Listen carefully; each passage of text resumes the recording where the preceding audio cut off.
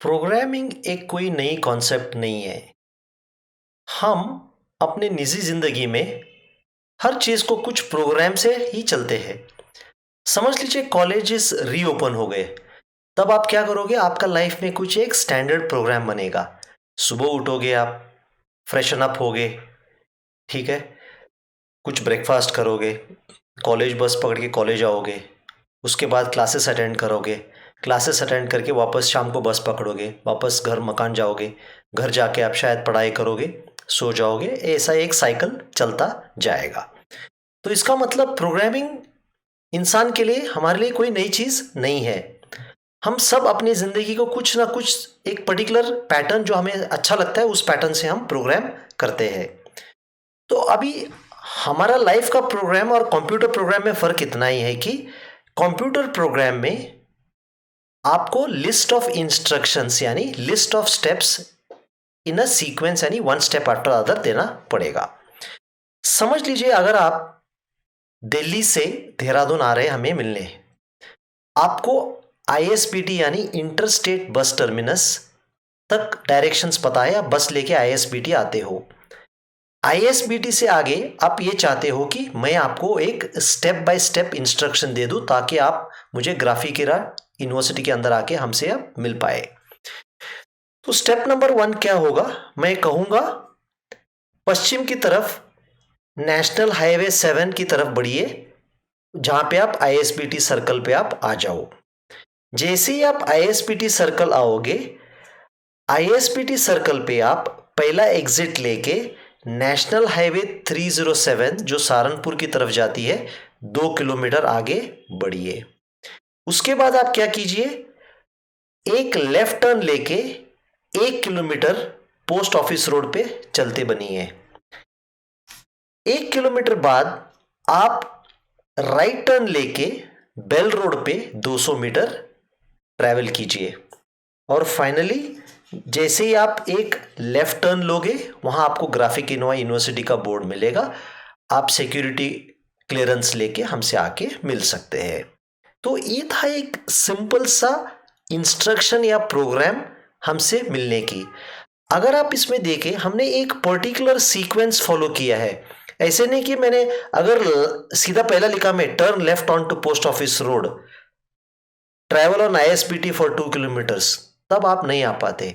तो इंस्ट्रक्शंस एक particular sequence में होना चाहिए, मीनिंगफुल होना चाहिए, लॉजिकल होना चाहिए। अगर मैं इसको यहां ले लूं तब इंस्ट्रक्शंस लॉजिकल नहीं होंगे क्योंकि आप नहीं आ पाएंगे हमें मिलने।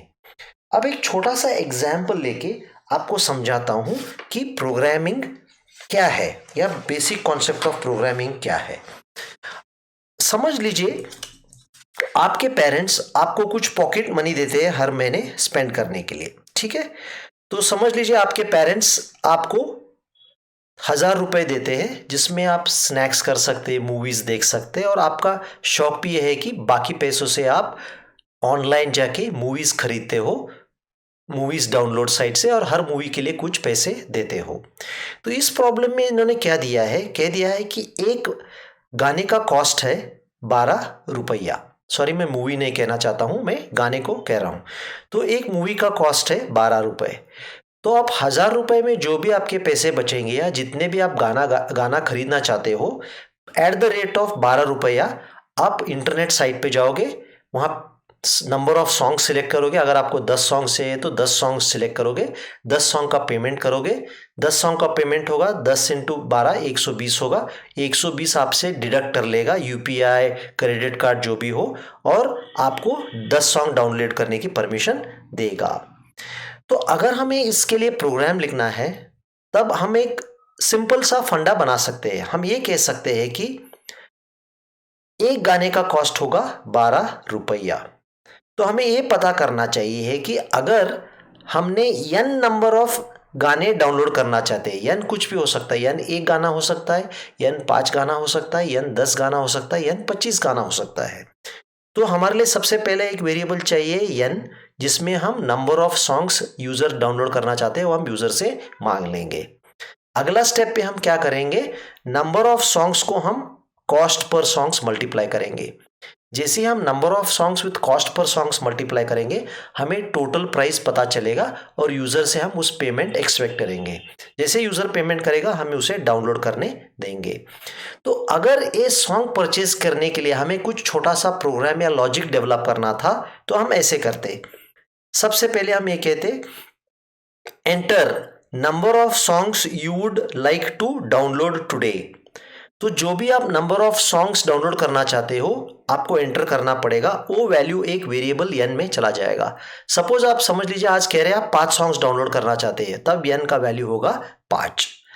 अगला स्टेप पे क्या होगा, मैं इंटरनली किसी ऑपरेटर को कह सकता हूं कि क्योंकि कॉस्ट बदलते जा सकता है सॉन्ग्स के लिए रोज ना रोज, enter the cost per song. तो इंटरनली ऑपरेटर 12 रुपीज एंटर कर सकता है। थर्ड स्टेप में मैं क्या करूंगा, multiply the number of songs with the cost per songs. तो अगर सॉन्ग्स मेरे 5 थे और कॉस्ट ऑफ 1 सॉन्ग 12 रुपए था तो टोटल होगा 12 इंटू 5 जो नहीं 60 रुपए होगा। लास्ट स्टेप में मैं क्या करूंगा, प्रिंट करूंगा show the final cost of the song is 12 into n। हमारे केस में n 5 था तो 60 रुपीज पे हमने 5 सॉन्ग खरीद पाए।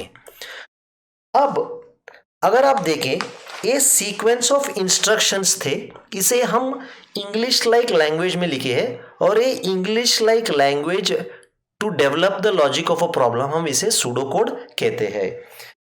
तो अब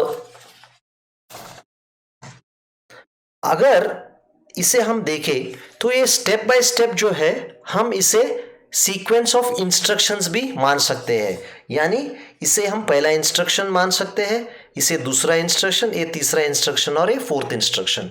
ये सारे इंस्ट्रक्शंस एक पर्टिकुलर ऑर्डर या पर्टिकुलर सीक्वेंस में है।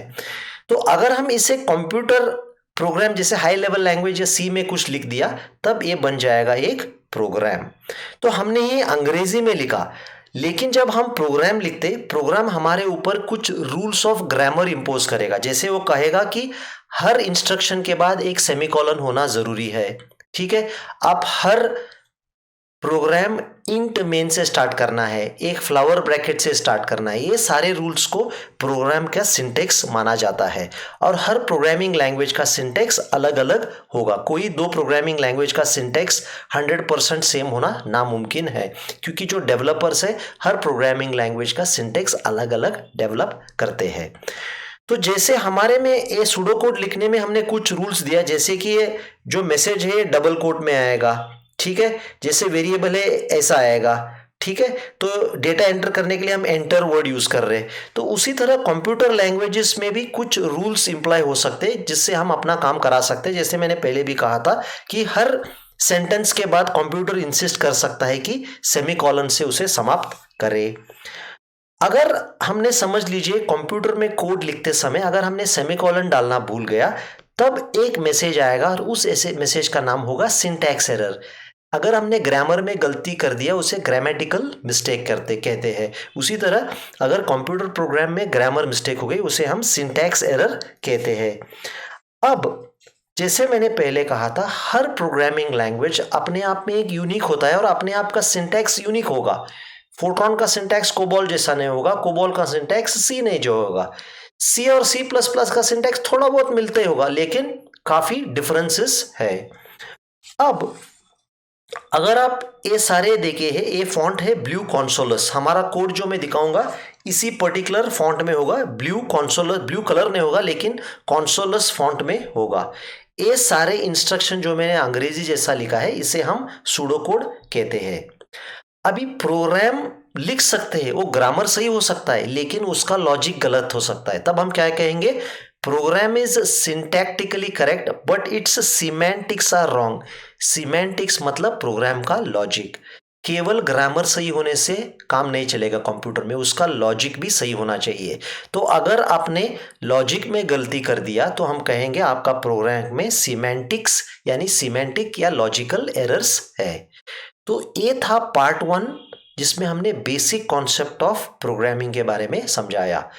पार्ट 2 में हम क्या करेंगे, ये जो प्रोग्राम था हम इसे सी कोड में कन्वर्ट करेंगे और हम सी का एक बेसिक आइडिया देने की कोशिश करेंगे कि प्रोग्राम में हम कैसे ऐसे प्रॉब्लम को ट्रांसफॉर्म करते एक कोड के कोड में या कोड में कैसे कन्वर्ट करते हैं। तो हम क्या करेंगे, ये सारे इंस्ट्रक्शन देखेंगे और इस इंस्ट्रक्शन से हम 1 to 1 मैपिंग करेंगे कि हम कैसे इस इंस्ट्रक्शंस को सी कोड में बदल देंगे।